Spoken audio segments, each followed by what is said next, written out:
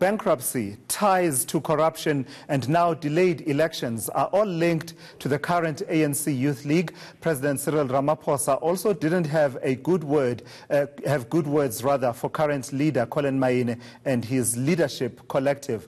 All this begs the question, is there still a point to the ANC Youth League? Let's get perspective on this.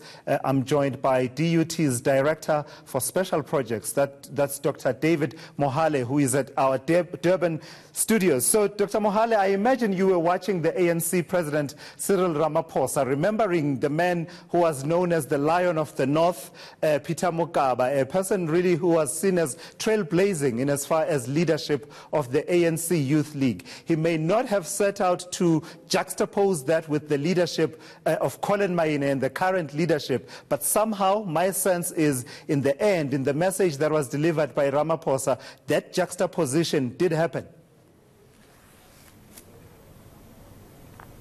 Thank you very much for having me, Thulasizwe. Yes, indeed, it did come out, but let me perhaps start my perspective with an African adverb that says that no one is born the genius. I think we always need to understand the conduct of individuals and leaders within a particular context.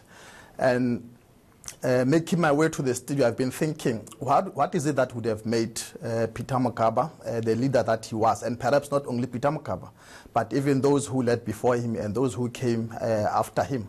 And I think we need to appreciate the broader context in this sense. For instance, one of the issues which I think both the ANC and the ANC Youth League have failed to grapple with post-1994 was how to redefine the relationship of the ANC Youth League with its motherboard in the context of a party that is now in running government, as opposed to when Peter Mokaba emerged in the 80s, when he led SAICO and ultimately was elected as the president of the ANC in 1991, immediately after the unbanning of liberation movements. I think for me that context is very important, because amongst many other things, for instance, if we were to look at specific traits of each individual leader, let's cite, for example, the issue of fearlessness.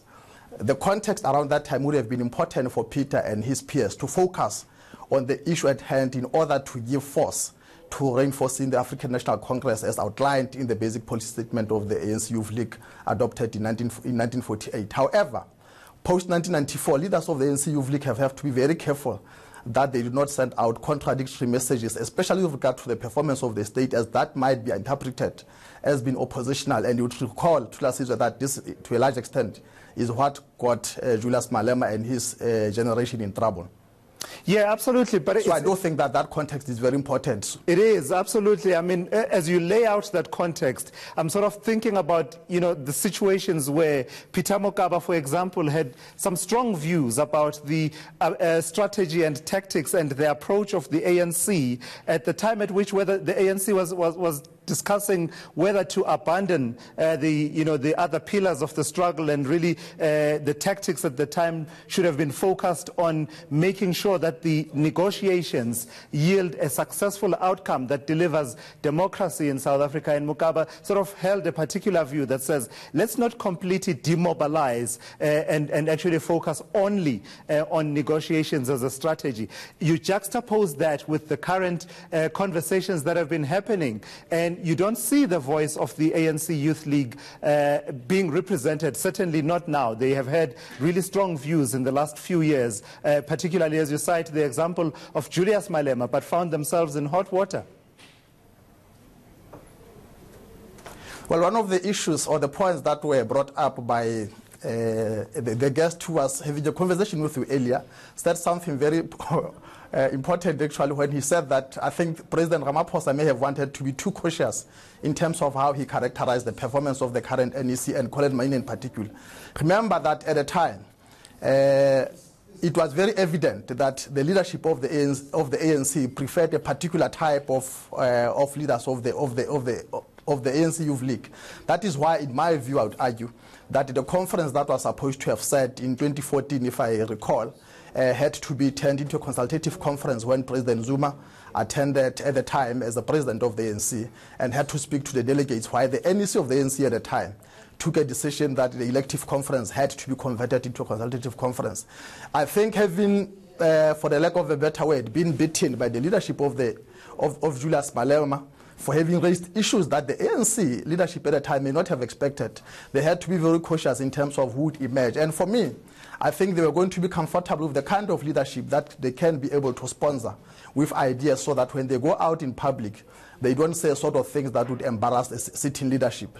And I think this is the context within which we need to understand, particularly the emergence of Collen Maine, when everybody else had hoped that Pule might be at the time, or at least with wheels changing at the later stage, Ronald Lamola would have emerged as the leader of the Youth League. Begs the question then, Dr. Mohale, does the ANC still need a youth league in the current fashion? Because if you look historically, the Youth League was very important, right, in terms of mobilizing young people, getting them excited and getting them involved in terms of the armed struggle and leaving the country and really rendering South Africa ungovernable. That was needed at that particular point. At this particular point, does it still need a youth league where, the Youth League calls for 40% representation of youth and can only secure 20%, and it sounds even that at the mercy of the leadership of the ANC? Look, it's a debatable issue. If you look on the surface at how the profile of the South African population currently looks, we are a youthful country, and therefore, for that simplistic reason, there is a need for any organization to consider how it invests in its youthful members. And for this reason, one argument would be that, yes, indeed, you do need the continuation of the African National Congress Youth League. The point that I do think members of the Youth League themselves need to ponder upon is whether there is a need to continue to classify or define young people above the age of 30 to 35 as young, or given the fact that we have increasingly in the past few years become a significantly youthful country, perhaps they need to consider the age categorization in that context. Maybe it can be kept at 30. The other argument that would counter that would be, with the formation of the EFF, which of course its current leadership, Julius Floyd and them, are can no longer be classified or defined as young people, but they formed the party at a time when most of them were still young, below the age of 35. And with EFF having made the number of significant strides that it has made on its own with its youthful leadership, some may say that, in fact, there is no need for the ANC Youth League. Right. The party might as well, might as well consider, if necessary, the dissolution of the ANC Youth League. Final question then, Dr. Mohale, and a quick one. I found something interesting in what Cyril Ramaphosa was saying, emphasizing that the ANC Youth League is not independent of the ANC, talking about how it is, a league that sort of has some degree of autonomy, but it's not independent of the ANC. And that triggered some memories, some recent memories, right? Remember the NGC, I think it was 2010, where there was that sort of issue that sort of reared itself a little bit, only for it to actually become an actual issue when the ANC leadership was facing problems with the ANC Youth League leadership of Julius Malema and others. Look, that has always been known and clear to both members of the ANC and ANC Youth League, that there is a distinction between independence and autonomy. However, the strategy and tactics of the ANC, notably, and for me, I think importantly, does recognize the importance of the radical ANC Youth League. Now, the issue which I think should be confronting the leadership of the ANC is the extent to which they are prepared to accommodate dissent and radical voices coming from members of the ANC Youth League.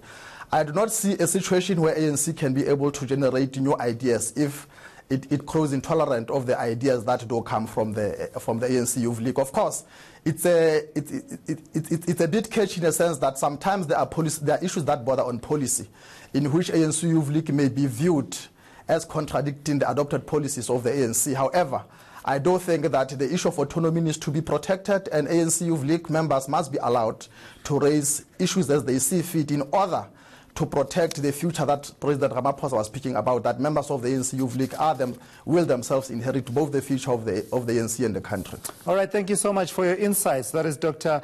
David Mohale joining us from our Durban studio.